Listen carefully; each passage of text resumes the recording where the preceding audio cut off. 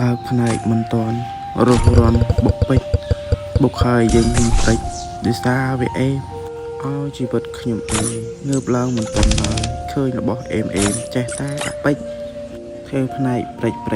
ព្រោះតែដាច់លុយឥឡូវខ្ញុំឃើញវាអេមឡើងឈ្ងុយលើដាច់លុយទៅឆ្នាំទៅកែកុំណាប់នោះល្អពងក្ដោខ្ញុំសតែចិត្តខ្ញុំខ្មៅច្រឡំអូឡូយមកហើយជប់ក្រៅកំណាប់ជប់អីឥឡូវយើងមកមើលហ្គេមយើងមកមានអពន់ពេជ្រហ្នឹងទិញបានអីខ្លះស្ទាយអេមគាត់បើទៅនេះអីចាក៏ព្រីយកនេះស្អីគេអីចាអានេះពេលខឹងសង្សារទៅខឹងចេញភ្លើងចេញអីរំជើងទៀតធម្មតានេះឥឡូវការទៅ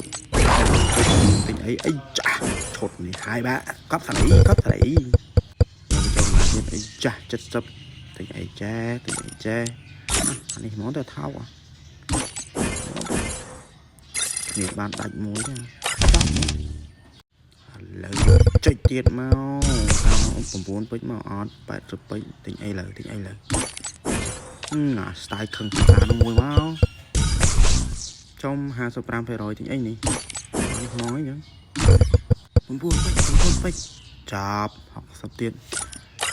ដូររត់ណាអេមមកទិញអី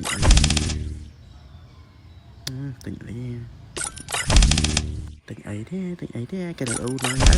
ទៅចាំនិយាយអីច្រើនទេឥឡូវជិលនិយាយច្រើនណាប៉ណ្ណឹងបានមើលទៅវីដេអូទៅចេះនិយាយឯងទៅlike ទៅ share ម្នាក់មួយទៅកុំចិត្តអាក្រក់ពេកពេលខ្លះឃើញអ្នកមើល10 20នាក់ដែរតែ10 20នាក់ហ្នឹងចុចទៅ10 20នាក់ទៀតឃើញបាត់ហើយចូលតែយើងចិត្តខ្មៅមិនចុចនោះអ្នកផ្សេងគេក៏មើលមិនឃើញរៀនចិត្តល្អខ្លះទៅបើកចិត្តឲ្យទលាយខ្លះទៅខ្ញុំចង់ឲ្យបាយតាបាយធ្វើចាំ